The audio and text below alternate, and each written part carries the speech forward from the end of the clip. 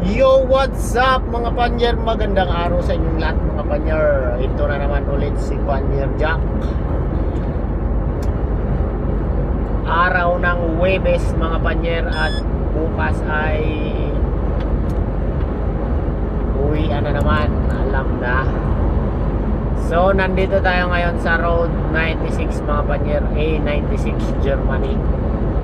Bali, papunta tayong Austria dahil doon yung unloading natin sa big city, Austria. Ang unloading natin ay alas 4 ng umaga bukas. So, ang oras natin ngayon ay alas 9 na mahigit ng gabi. 9:03 ng gabi mga panyer. Pero maliwanag na maliwanag pa mga panyer, may araw pa ngayon. Pero pababa na talaga yung araw. Palubog na. So, bukas, Biyernes mga panyer, ang tapos ng driving natin ay mga alas 10 ng umaga.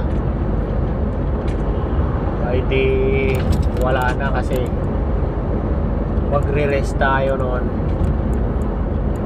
Sabado na naman ang bukas ng gabi na naman dapat ang takbo, hindi na pwede kasi uuwi tayo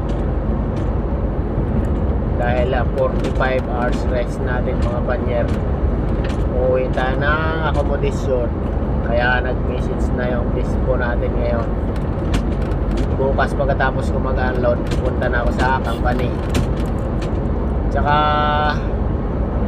ipapagawa din itong trailer ko mga panyer kasi nakalas yung pintuan kanina.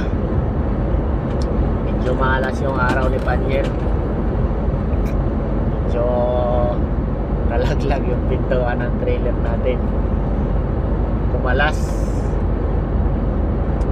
Pagawa ito, tapos bali babiyahe ako nito mga linggo ng gabi, alas 10 ng gabi pagkatapos ng truck ban. So ayun, update mga panyer, yun lang.